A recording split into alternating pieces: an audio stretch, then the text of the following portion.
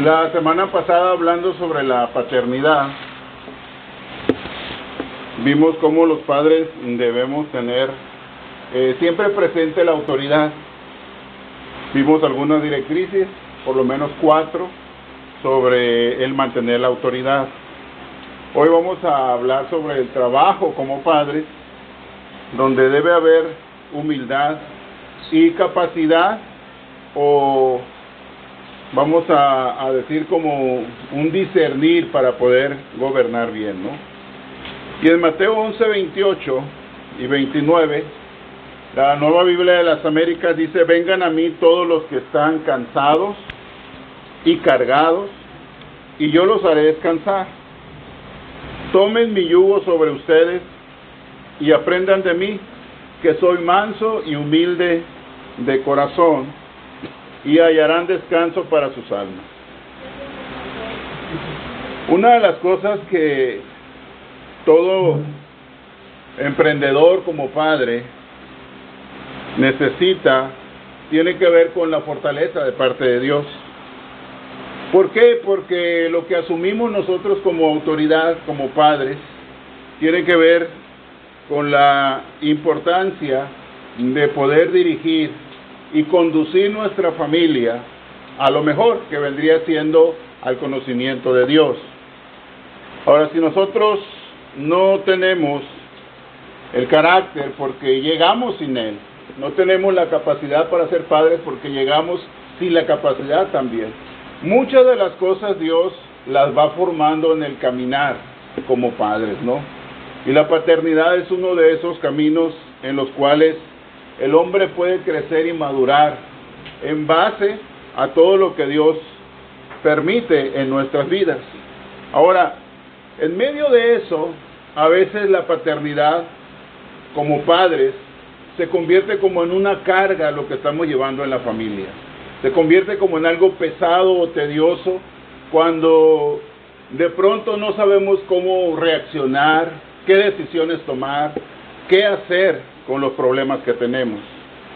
Lo primero que dice Jesús aquí es: vengan a mí. Porque podemos ir a otras circunstancias, podemos ir a otros consejos, podemos ir a otras formas de poder nosotros formarnos como padres. Pero Él tiene un llamado para quienes, dice, para todos los que están cansados y cargados, y yo los haré descansar. Tomen mi yugo sobre ustedes y aprendan de mí, que soy manso y humilde de corazón, y hallarán descanso para sus almas. Para nosotros muchas veces es fácil discernir en un caso ajeno a nosotros. Podemos señalar a los demás de malos padres y podemos argumentar en qué están fallando. Pero a veces es difícil nosotros señalarnos a nosotros mismos y decir qué fallas tenemos, porque es algo que de alguna forma nuestra naturaleza se resiste a aceptar. Si un hombre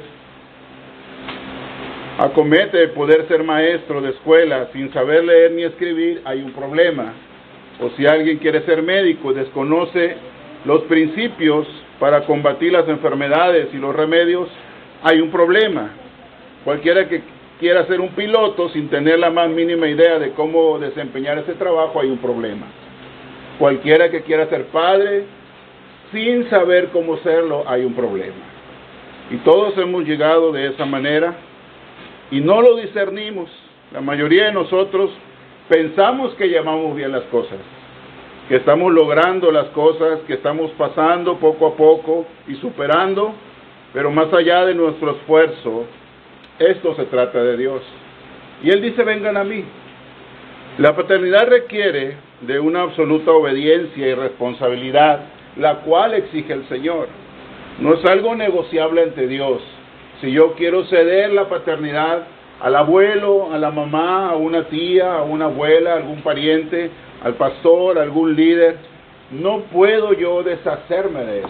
La paternidad es algo que Dios ha puesto en nosotros y no nos preguntó, y no es algo que nosotros podamos debatirlo tampoco. Entonces, para ejercer la paternidad vamos a ver 2 puntos importantes para trabajar como padres. Yo quiero que vaya conmigo a Deuteronomio 17, del versículo 18 al 20. En primer lugar, para conseguir destrezas para ser un fiel padre y un buen padre, es necesario reconocer lo que leímos en Romanos 13 el domingo anterior, que toda autoridad es puesta por Dios. En Efesios dice que usted es cabeza, es autoridad. El término en griego es lo mismo para una autoridad, un gobernante, un rey, alguien a cargo de otra persona. Entonces el padre es una autoridad. La paternidad emana de la autoridad de Dios. No fuimos escogidos por ser excelentes, somos un fracaso a veces como padres. No fuimos escogidos por haber aprobado algún examen tampoco, ¿sí? ¿Por qué? Porque esto se trata de Dios. Él quiere usar vidas imperfectas como padres para que nosotros podamos ser perfeccionados en aquello que Él tiene para nuestras vidas. Ahora, en Deuteronomio 17, versículo 18, la Nueva Traducción Viviente dice: cuando se siente en el trono a reinar, deberá producir una copia de este conjunto de instrucciones en un rollo, en presencia de los sacerdotes levitas. 19. Tendrá esa copia siempre consigo, la va a leer todos los días de su vida. De esa manera aprenderá a temer al Señor su Dios al obedecer todas las condiciones de esta serie de instrucciones y decretos. 20. La lectura diaria impedirá que se vuelva orgulloso y actúe como si fuera superior al resto de sus compatriotas. También impedirá que se aparte de los mandatos en lo más mínimo. Además, será una garantía de que él y sus descendientes reinarán por muchas generaciones en Israel. Moisés está escribiendo sobre el establecimiento de reyes, de gobernantes, y todos los requisitos. No va a buscar enriquecerse, no va a buscar hacerse de mujeres, no va a buscar el querer tomar los animales, el poseer todo, el querer ser superior. Y llega a este versículo 17. Cuando él se siente en el trono, debe tener él una copia de la ley, de la palabra de Dios. ¿Para qué? Para que esa copia él la lea todos los días. Hermanos, la única herramienta que tenemos para aprender a ser padres tiene que nacer de aquel que nos ha hecho padres. Tiene que venir del autor de la paternidad, aquel que es llamado Padre, nuestro Padre. Si no viene de él, cualquier otra lectura será imposible de formarnos, porque tendrá muchas otras ideas, muchos otros argumentos para la paternidad. Pero el versículo 20 dice que la lectura diaria va a impedir dos cosas: que sea orgulloso y que se cree una autoridad superior al resto. Impedirá que se aparte de los mandatos, pero también, dice, va a ser una garantía para sus descendientes. Dios manda a los gobernantes, a los reyes, a los ministros, a toda autoridad que lean diariamente su ley, su palabra. La mayoría jura cuando va a entrar, ponen la Biblia y hacen el juramento. Muchos de los presidentes juran de esa manera. ¿Por qué? Porque reconocen que es una ordenanza, un mandato de parte de Dios. Nosotros como padres no somos la excepción.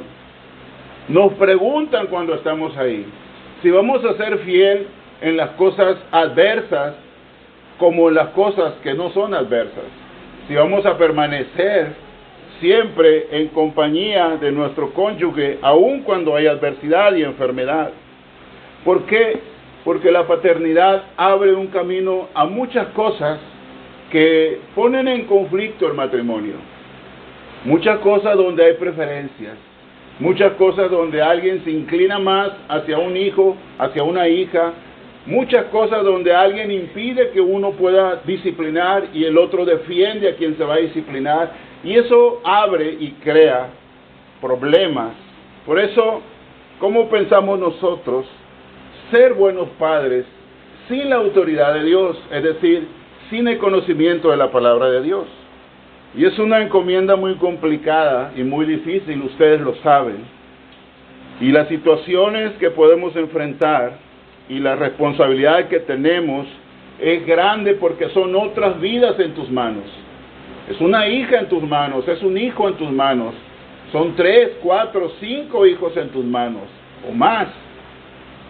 Pero si es uno, aún así es una gran responsabilidad. Dios te pone como Adán en tu pequeño huerto para que lo cuides, lo cultives. Te da tu pequeña congregación, te da tu pequeño pueblo para que tú seas quien establezca la autoridad. Ahora en Josué 1, versículo 8 y 9, Josué está por tomar una gran responsabilidad sobre un pueblo. Él sería como un gobernante, pero también sería como un juez. Y también sería él delante de Dios como un padre, porque los va a guiar a llegar al destino, a la tierra que aún no han llegado. Ahora en el versículo 8, la versión Palabra de Dios para Todos, en Josué 1, dice: repite siempre al pueblo las palabras del libro de la ley de Moisés. Practica día y noche, leyéndolo en voz baja, de manera que puedas obrar de acuerdo a lo escrito en él, para que te vaya bien y tengas éxito. Ahora, para que te vaya bien y tengas éxito, es el resumen que anhelamos nosotros. Y decimos, bueno, si leo la Biblia, me aprendo un que otro versículo, y tengo una rutina de poder tener estudio de ella, me va a ir bien y tendré éxito en todo lo que yo emprenda. En el original, esta expresión, que te vaya bien y tengas éxito, tiene que ver con llegar a una meta. Acuérdense que está hablando de llegar a la tierra prometida. Está hablando de recibir todo lo prometido. Tiene que ver la expresión con un logro de algo planeado, con un éxito final. Ahora, todo esto implica en el versículo 8, en lo espiritual, que no solo tiene que ver con algo temporal, que te va a ir bien inmediatamente, que las cosas van a ser exitosas en el plano corto. No, eso está hablando más bien de las cosas eternas, a largo plazo. El mayor éxito no es aquí, el mayor logro no es aquí, tiene que ver con la eternidad. Y eso hace que nosotros podamos tener en muchas circunstancias dificultades, muchas lágrimas de desesperación, angustia, dolor, impotencia han salido de nuestros corazones. Dios mira y conoce nuestro corazón como padres. Nos sentimos a veces fracasados, muchas veces al ver a nuestros hijos, al escucharlos y al pensar, esto no es lo que queríamos, esto no es lo que pedíamos, esto no es lo que esperábamos de parte de Dios.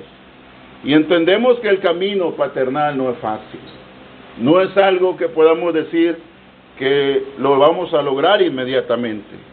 Ser gobernantes de una familia es un reto muchas veces muy arriesgado. Y en el versículo 9 se le dice a Josué algo que se le había dicho varias ocasiones. Por eso le dice, te lo repito, sé fuerte y valiente.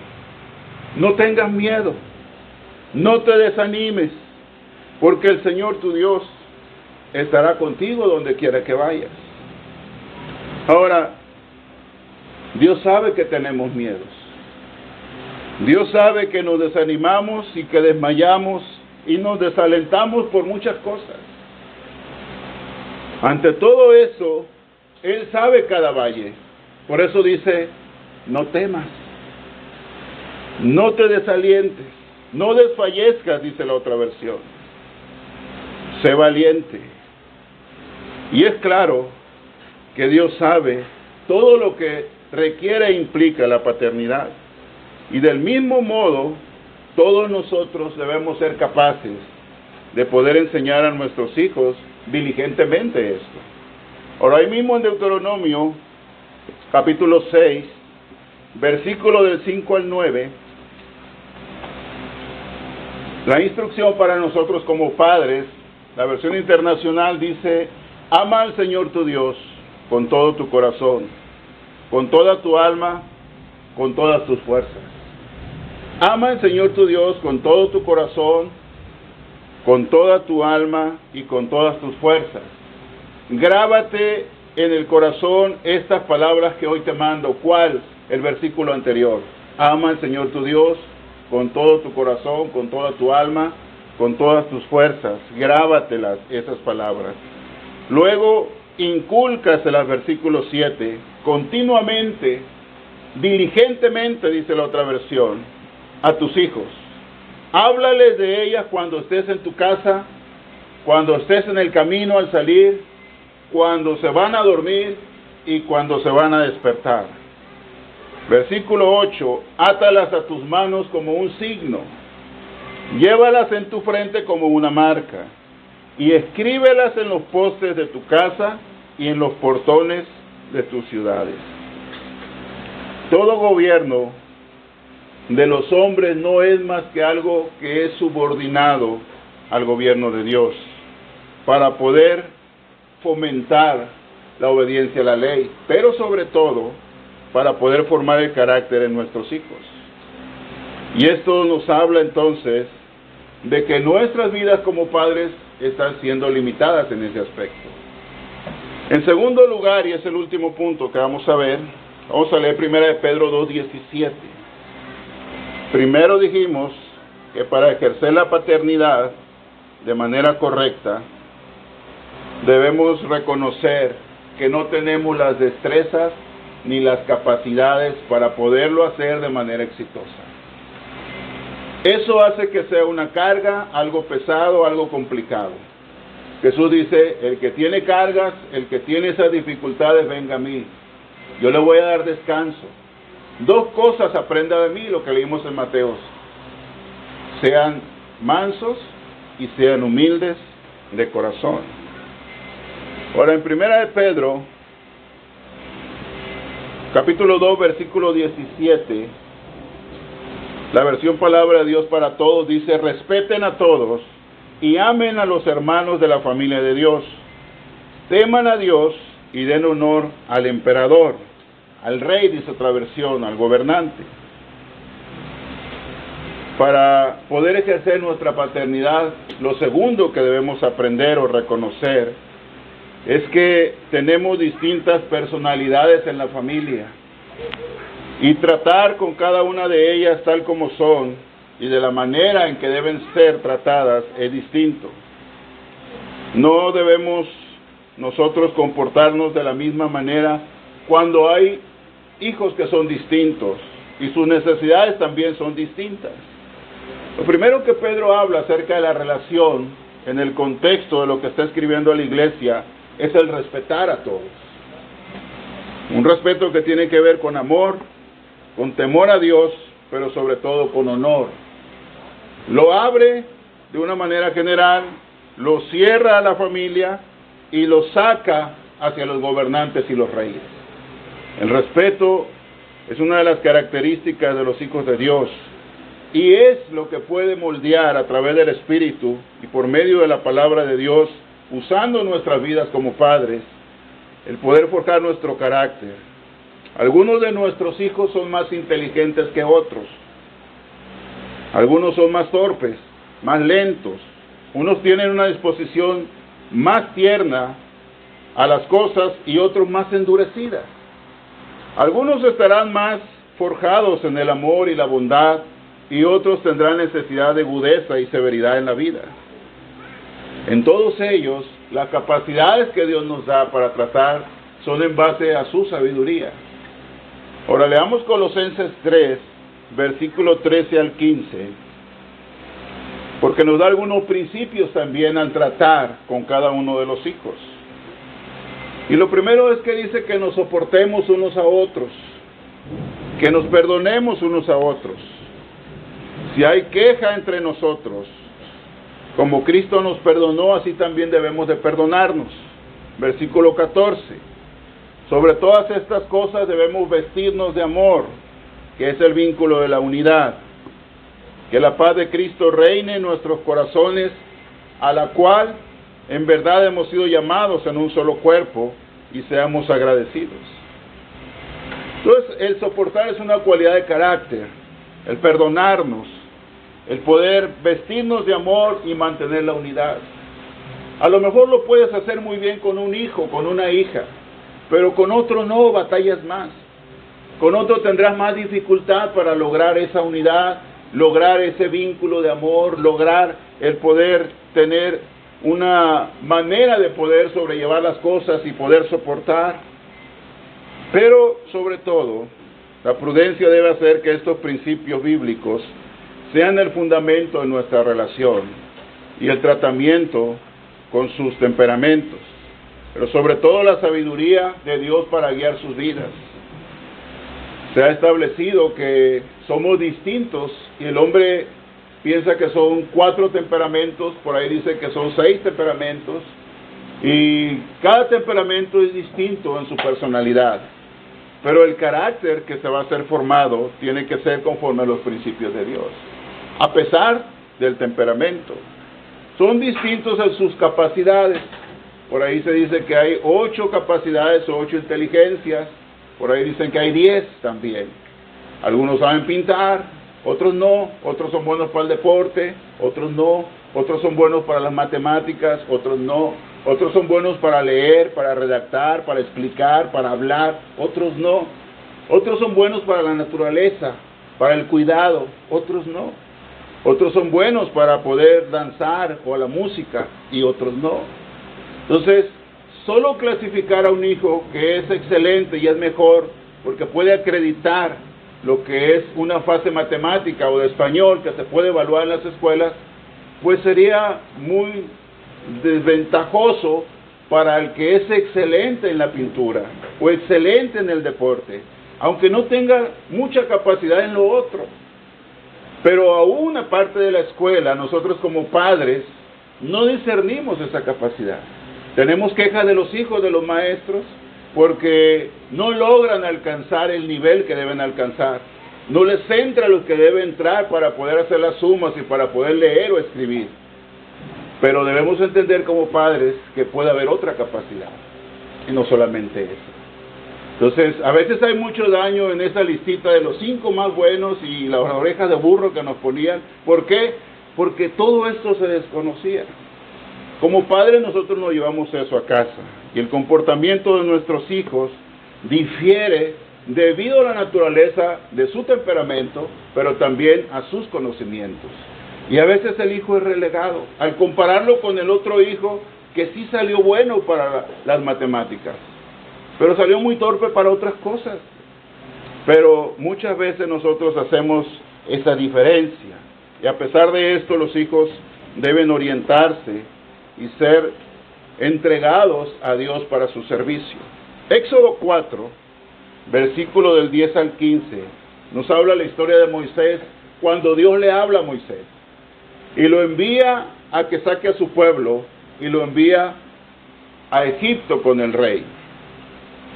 Pero Moisés, dice el versículo 10, le dice al Señor: por favor, Señor, nunca he sido hombre elocuente, no soy alguien de palabras, no soy alguien fácil para poder dialogar o emprender una plática, menos con el faraón. Ni ayer, ni en tiempos pasados, ni aún después de que me has hablado, yo soy tardo en el habla y torpe en la lengua. Moisés es claro. Y Dios sabe que es claro Moisés. Dios sabe la deficiencia de Moisés, pero también sabía otras capacidades de Moisés. Pero no lo estaba escogiendo por su elocuencia, porque cualquiera de nosotros nos apuntaríamos para una encomienda de Moisés pensando en nuestras palabras, en nuestra política para arreglar los asuntos y convencer al faraón de salir. El Señor no quería convencer al faraón. Dios quería mostrar su poder sobre faraón y sobre el imperio. Versículo 11, y el Señor le dice a Moisés: ¿quién ha hecho la boca del hombre? ¿Quién hizo al mudo? ¿Quién hizo al que habla? ¿Quién hizo al ciego? ¿Quién hizo al que ve? ¿No soy yo el Señor? Ahora pues, ve, y yo estaré en tu boca, y te enseñaré lo que has de hablar. Eso nos diera seguridad a todos. Inmediatamente hubiéramos dicho: está bien, vamos. Pero Moisés sigue. Es torpe para hablar, tartamudea, no enlaza muy bien las cosas. Él lo acepta. Pero Dios tenía que hacer algo sorprendente con Moisés a pesar de sus limitaciones en las capacidades. Pero Moisés, versículo 13, le dice: te ruego, Señor, envía ahora el mensaje por medio de quien tú quieras. Entonces Dios se molesta, se enciende su ira contra Moisés y le dice: ¿no está tu hermano Aarón, el levita, aquí? Y va llegando, sé que él habla bien, y además ahora él sale a recibirte. Al verte se alegrará en su corazón. Tú le hablarás, dice el versículo 15, pondrás las palabras en su boca. Yo estaré con tu boca y con su boca, y les enseñaré lo que tienen que hacer. Hermanos, Dios es el Dios de las capacidades. Nuestros hijos no son menos ni uno que el otro.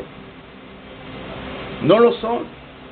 No importa si el del vecino ya toca piano, baila, juega fútbol, habla inglés, habla francés y chino, y el de nosotros no hace nada más que galletas en el horno. No importa.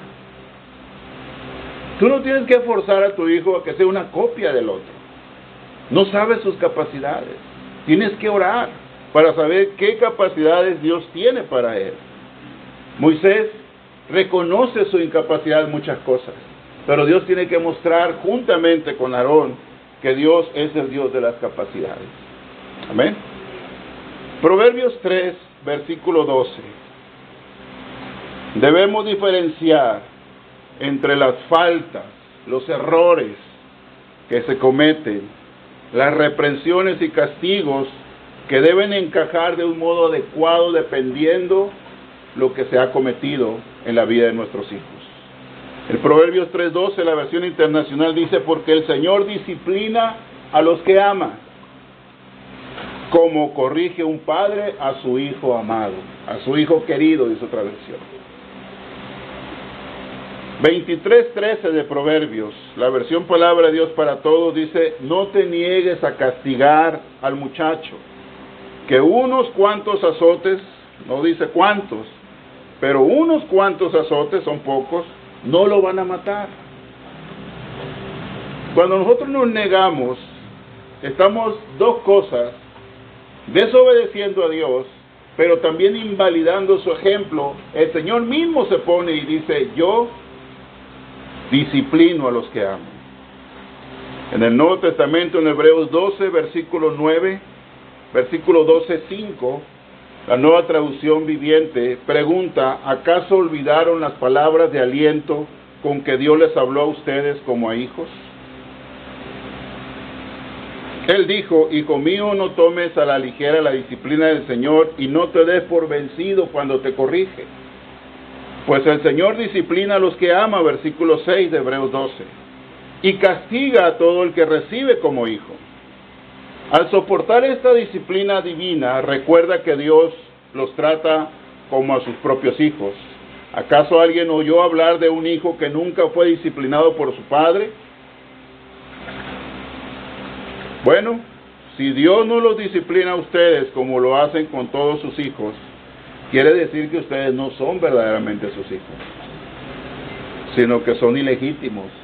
La 60 dice: son bastardos y no hijos. Dice el 9: ya que respetábamos a nuestros padres terrenales que nos disciplinaban, pregunta: ¿acaso no deberíamos someternos aún más a la disciplina del Padre de nuestro espíritu y así vivir para siempre?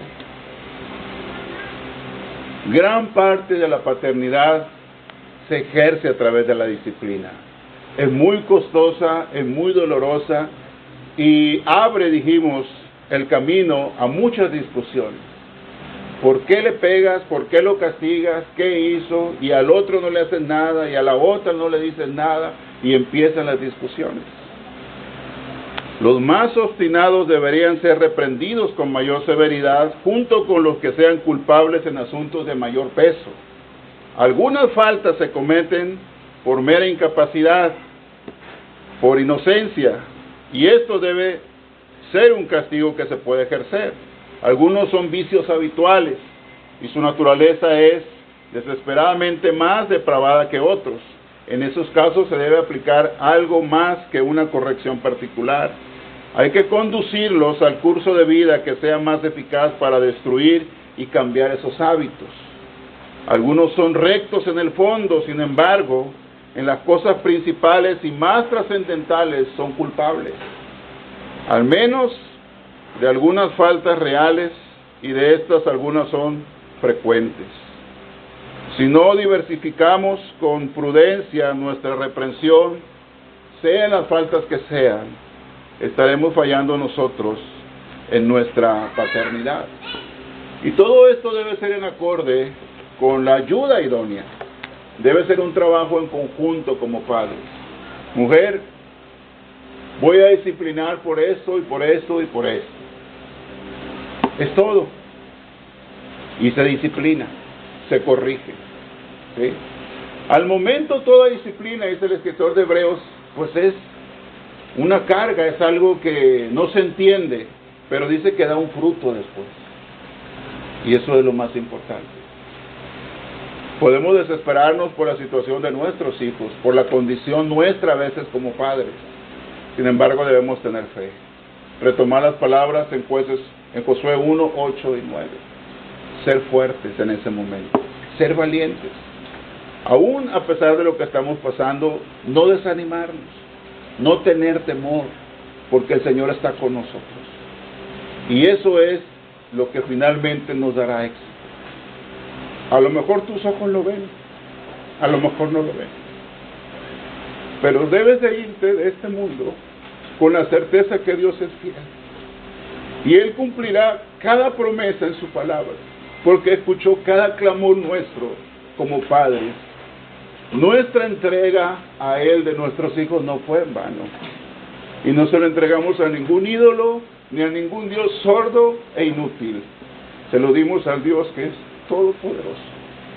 Y Él hará de sus vidas una vasija preciosa. Amén. Póngase en pie para orar.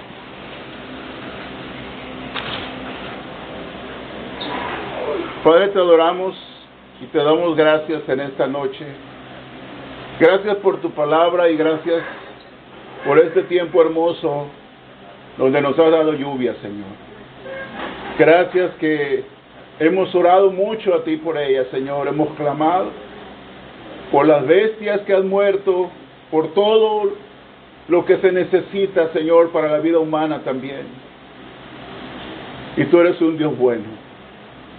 Porque a pesar de que no merecíamos tal bendición y tan hermosa, tú has sido maravilloso, Señor. Y te damos a ti gracias, porque has sido tú, Señor, quien nos ha bendecido, Padre. Gracias por lo que vendrá también.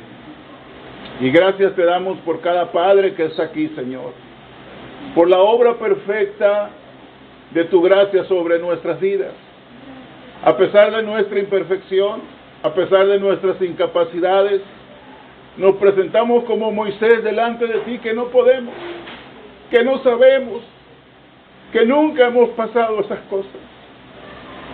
Pero tú estás ahí, Señor, manifestando tu amor y tu gracia, estableciendo siempre tu verdad, poniéndonos como pequeños gobernantes, como pequeños pastores, como pequeños líderes en nuestros hogares, con nuestra familia. No porque hemos acreditado para poder serlo, sino porque tú quieres manifestar tu gracia, tu sabiduría y tu amor a través de vidas imperfectas en nuestros hogares.